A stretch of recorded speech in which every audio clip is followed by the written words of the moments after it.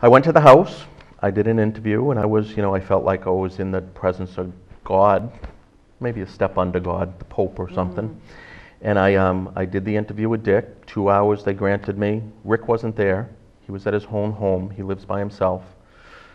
As I was leaving, I thanked them for the interview, and I said, I'm unemployed right now, and there's this new thing called Facebook. And I think that you would benefit by having Facebook. Would you let me do a page for you? So they let me do a page, and then about a week later, they called me up and they said, we're embarrassed to ask you this, but we're going to a Legends Ball in Foxborough for the Hockomock YMCA. And there's going to be a sports legend at every table. We have 2 extra seats. Would you like to go? I was like, again, me? You kidding?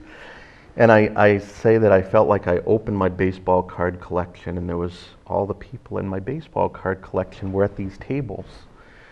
So that night, I met Rick, and I think I said to him the same thing I said earlier. Oh, you have hands like a girl, soft hands like you've never done a day's work.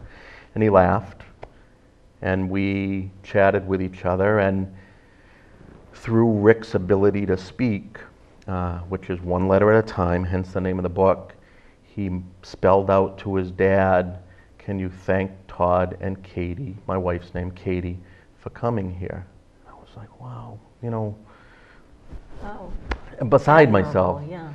And a sentence like that takes Rick 5 or 6 minutes to say. So he and I became friends that night, and through our conversation that night, we talked about doing a book. But, at that point, I had never done one, and I hoped to have been employed at some point. And luckily, I was unemployed for a while, and we got to start it, and we stopped a few times because I started to work. But I knew, even though I told Rick several times, you know what, Rick, I just don't have time to continue this. How can I be in the presence of somebody whose motto is, yes, you can, and I'm saying, no, I can't. Yeah. So we continued, and we got serious about it, and it came out August of last year.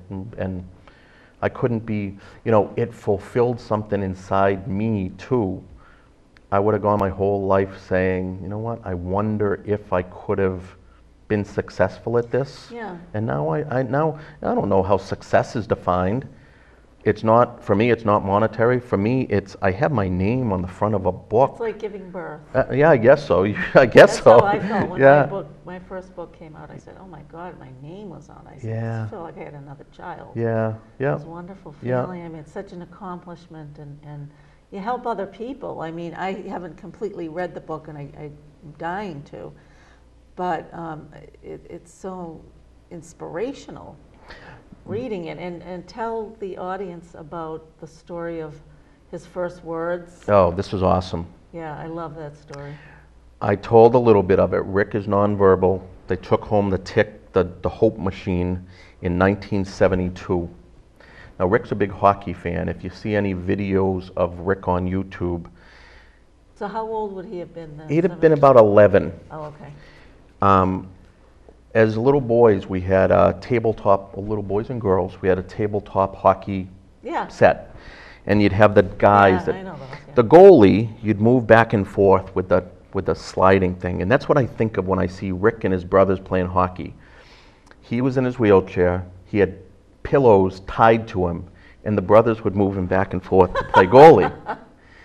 And but Rick says if he wasn't born disabled, he would have been a hockey player, and who are we to argue?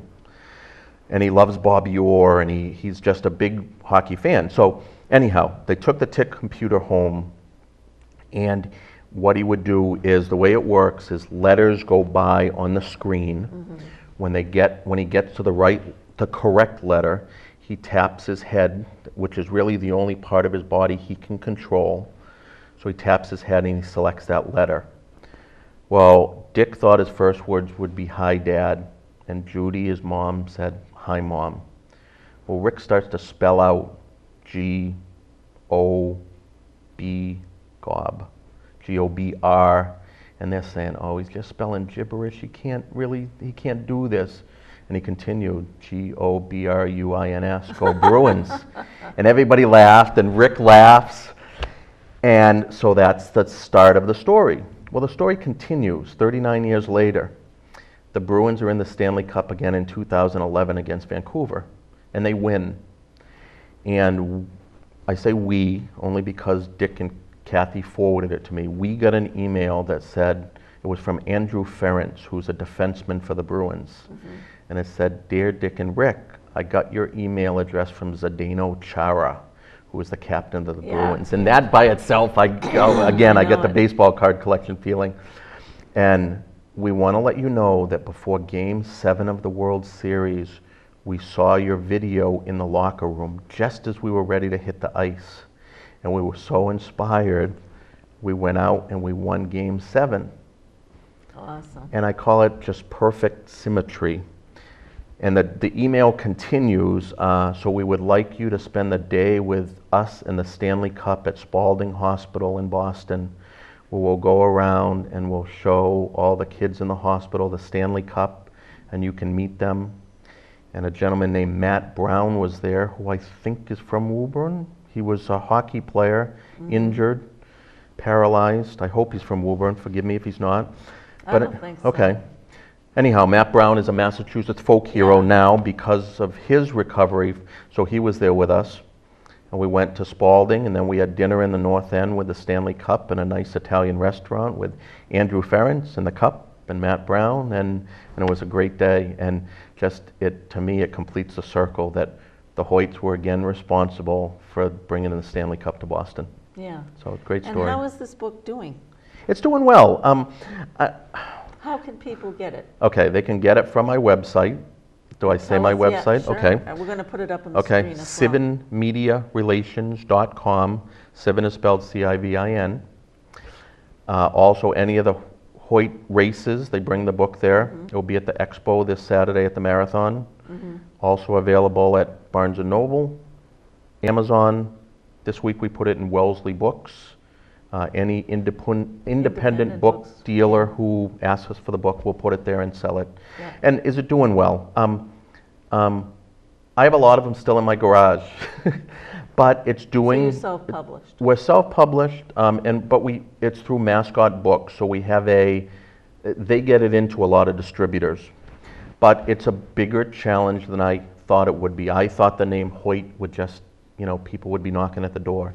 Hoyt's a big name worldwide, but whatever. It's to me, it's not the number of sales, but it's the kind of sales. I got to tell one story because this warms me up all over. One of our early sales was a couple from the Netherlands. Oh, okay. And just to me, again, social media, the beauty of social media, somebody from the Netherlands can hear about the book. It was a guy named Robert Brethauer. And he has a disabled son named Noah. Noah is blind and deaf and in a wheelchair.